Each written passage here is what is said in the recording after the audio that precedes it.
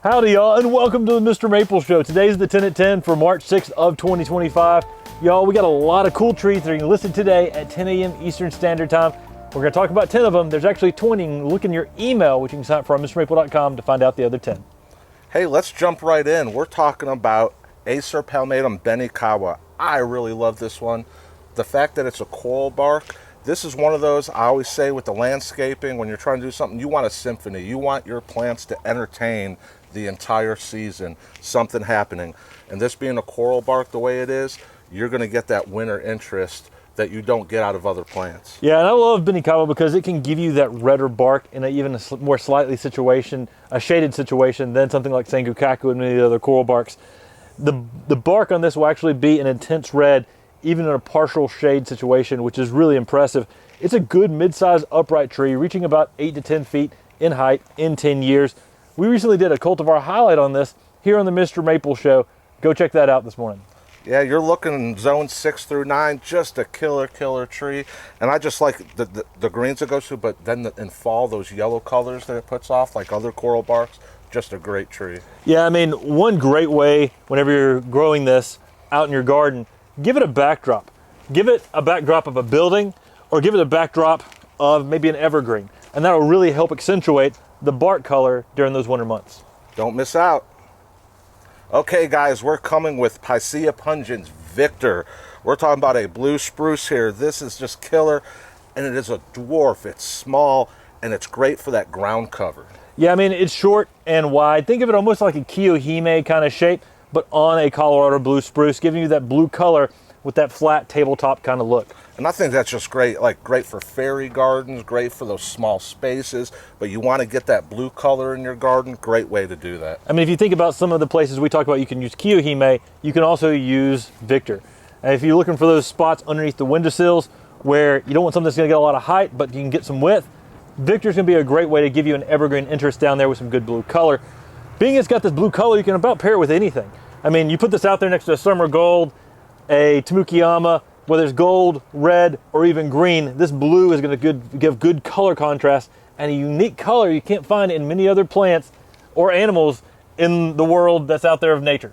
And what's great, zones 3 through 8, so you're talking about a wide range of availability. Wherever you are, there's a wide range for you to put this in your garden. Yeah, I mean, it's going to be easy to grow. Make sure you give it good drainage like all conifers. But the blue color is really going to stand out in the garden, but doesn't take up a lot of space. And that means it fits great in containers, small places in the landscape. Y'all, the short stature of this, the nice width to this, means that you know what this is gonna do, and it's gonna be easy to use in your landscape and garden. Guys, next up, we've got the Floating Clouds Japanese Maple. We're talking about Acer palmatum ukigumo. This tree, on some years, can be extremely white out there in the landscape. Again, we've got a full cultivar breakdown and tips on how to keep this as white as possible in that cultivar breakdown. You should go check that out. That's what I love about this tree, is that you say it's not always every season, it's not going to be the same, but that's what's special about it, is you're getting something different. So, I mean, I've seen this where it's white. I've seen it where the leaves look like it's just sprinkled white on it with the green. Then there's the years where it's just green, but you get that awesome fall color regardless. Excellent tree. Yeah, when you're talking about one of the best fall colored Japanese maples, ukigumo falls in that list. We actually did a breakdown of our top 75 fall colors as well. You know, you probably don't have time to watch that before all these trees get listed, but ukigumo goes really high. And it's because in the fall, you get some really nice yellows infused with orange out of ukigumo. And so whether or not this is a tree that goes white in the spring, it always consistently gives you amazing fall color. And this is one you want to kind of try to let it leaf out slower. The slower you can get it to leaf out, the more of that white you'll get from it. Yeah, I mean, morning sun, dappled shade can often give you that slow leaf out kind of time frame. Also avoiding heavy amounts of nitrogen when this tree is leafing out, that helps as well. Get you one today. Guys, next up, we got a bamboo, a variegated selection, Shirashima. This is an excellent screening, really unique variegated bamboo for your landscape and garden. Hey, the variegation, I'm looking at it and it just stands out with that yellow and that green. Excellent. Now, these are great for those landscaping conditions that you can line walkways with it.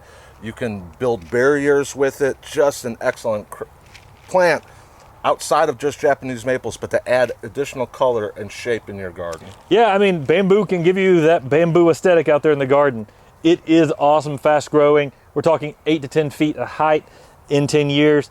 And it does spread, so put this somewhere where you want it to screen. Really amazing variegation though that you get out of this. You know, these variegated plants, I love them. Variegated bamboo, they're pretty cool. And these long leaves that it gets, it's just a different type of structure and a different type of leaf shape in the garden. Can't miss it. Yeah, and we don't have many of these today in these 2 gallons. Take advantage of these. Don't get bamboozled. Make sure you get your variegated bamboo pretty quickly. Guys, next up we got Easter Palmatum Kristen Star, a spring interest Japanese maple that's going to light up this spring with great color. Oh, I love it. When the spring, when you get that red border on the leaves, there's nothing else like this tree. Yeah, I mean, you can really get some amazing oranges with red border to them. Some outstanding, almost like yellow-green eye to the center of this leaf as it leaves out. You know, Akane, an amazing spring interest Japanese maple, but it's a little bit of a dog in the landscape. I mean, it can really get some really bad looks to it late summer, and it's not really, just a fungus that gets on it. It looks like it's burning up. This gives you the same colors in the spring that Akane was famous for without having any of those issues. It's a very healthy tree, easy to grow out there in the landscape and garden. I mean, someone paid $1 million for the very first Akane out there at a flower show because it was just, the leaves looked like flowers. Kristen Star, exact same kind of style, but you know, we're talking about much less in your investment today than $1 million.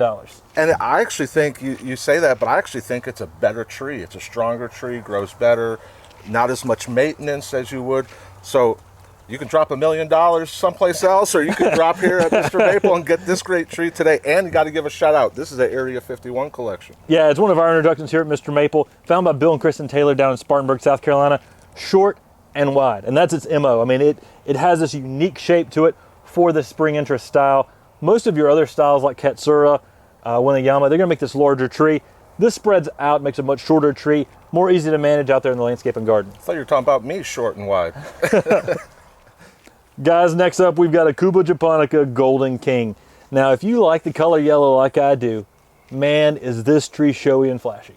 Oh man, those yellows, and then the older growth gets a little bit more green, but you get that splotching on it. Just a killer one. And to let you guys know, this is a male tree. But what's cool about this is that if you do have any females, you can use these to cross-pollinate. Yeah, I mean, your classic variegated selection of Japanese laurel, Cuba Japonica variegata, is a female selection. So you can actually use this to get berries on your traditional female selection. But this is a male selection that has more yellow on it than it does green. And that is outstanding out there. Brightens up those spots in the garden. You know, morning sun, afternoon shade, dappled light. Excellent way to grow these selections. They can handle more sun than people realize with the Japanese laurels. But the unique thing is this variegation can light up those shadier spots in the garden, giving you a unique evergreen interest out there. Zones 7 through 10. And what's really cool about this as well is that you can overwinter these in the house, or you can even pot these up and kind of do some indoor house plants with these. Yeah, I mean, it's kind of crazy how you can have a plant that can be both indoors and outdoors. If you're doing that, bringing it indoors through the winter, don't put it out too early in the spring because you can actually get fresh new growth on this by growing this indoors, and then bringing it outside too early, you could actually get some frost damage. So you're going to wait until mid to late spring to put this out if you do bring it indoors during the winter. But a great way to add more yellow, because we always need more yellow in the garden. I'm a yellow fellow, and Golden King is an awesome tree to add out there. Japanese laurel, y'all, evergreen interest, thick broadleaf, you're going to love it. Okay, guys, we are bringing it to you. Acer palmatum pink ballerina, the dwarf weeping red Japanese maple. Don't miss out. Yeah, this is a variegated selection. I think a few years ago at a Conifers auction, a 1 or 2 gallon went for over $500. Woo! They're not being listed for that today. I mean, this is going to be a selection that is amazing. I mean, it's like Hanamatowi, but a darker red, much slower growing than Hanamatowi as well. You know, this is one of the first times that we've offered pink ballerina. We may have listed 1 other time or 2 other times on MrMaple in low numbers. We got a decent set of these in 2 gallons. You want to jump on these today because this tree is going to be popular.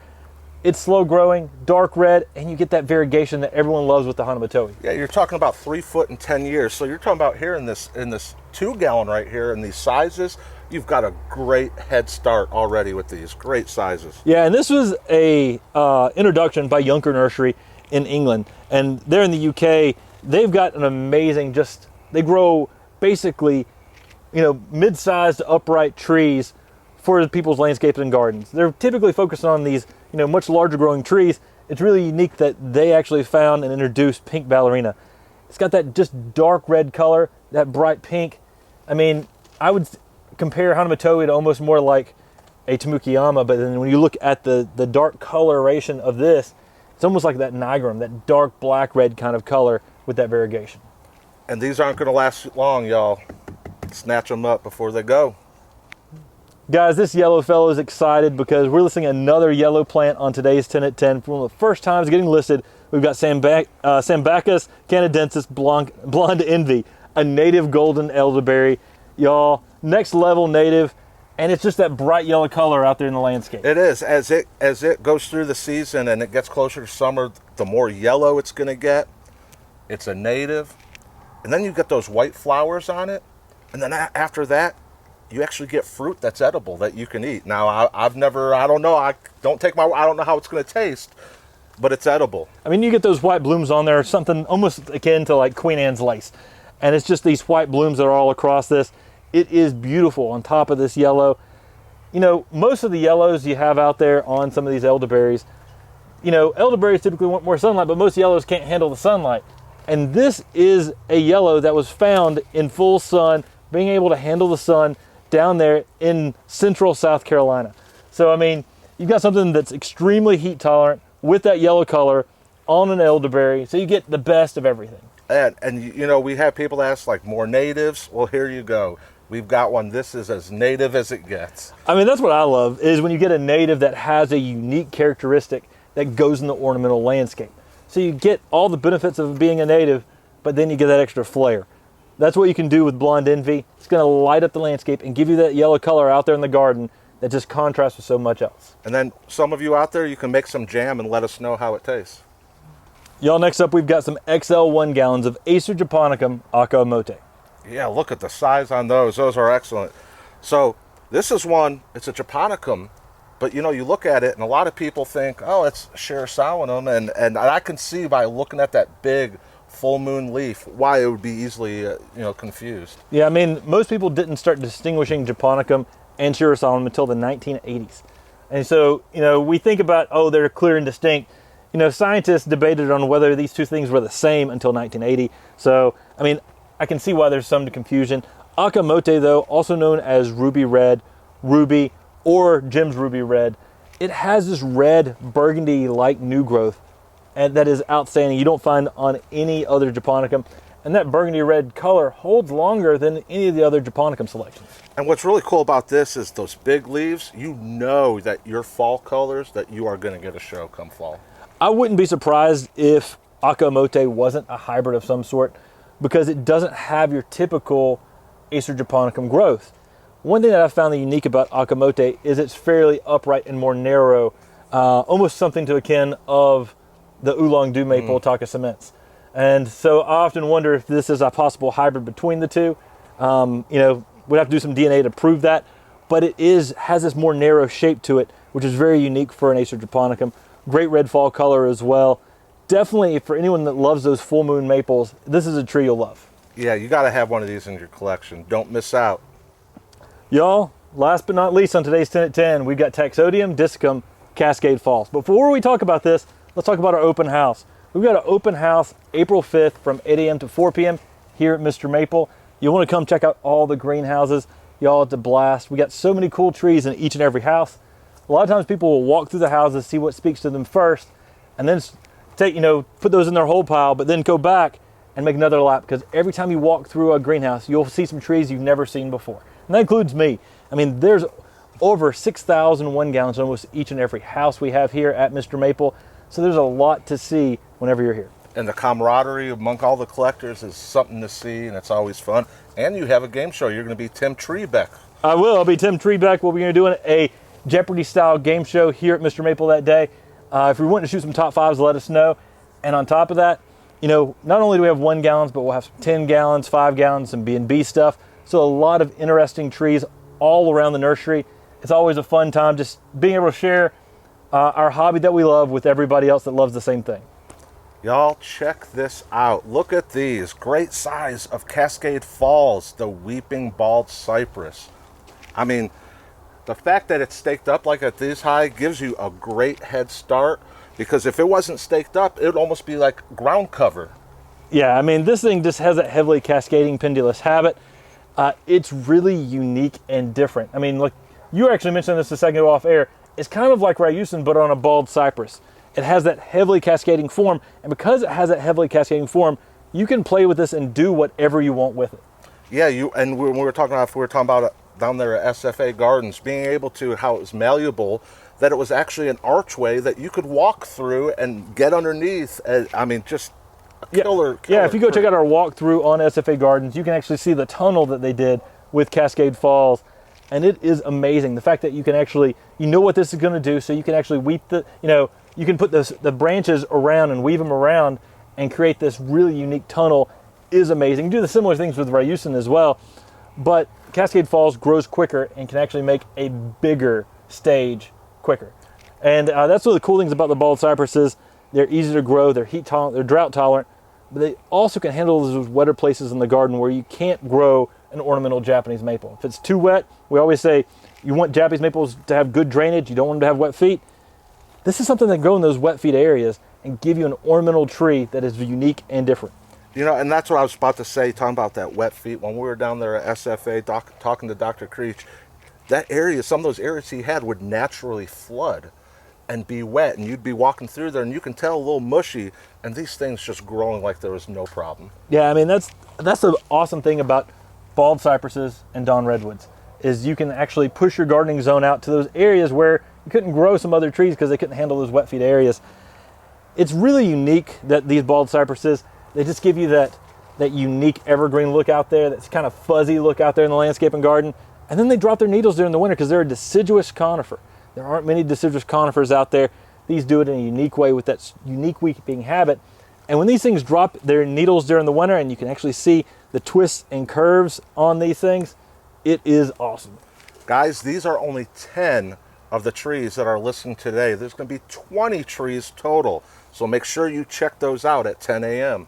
Yeah, you can sign up for an email on Mr. Maple so you can know that ahead of time, or you can go to MrMaple.com because they do get listed at 10 a.m. That email will give you a little bit of a head start though, so you can read through and prepare on what you want to check out with first. Y'all, thanks so much for jumping in on today's 10 at 10 video. As always, like, subscribe, and share. And y'all, we'd love to see you at our open house April 5th from 8 a.m. to 4 p.m. Take care. God bless. And have a great day.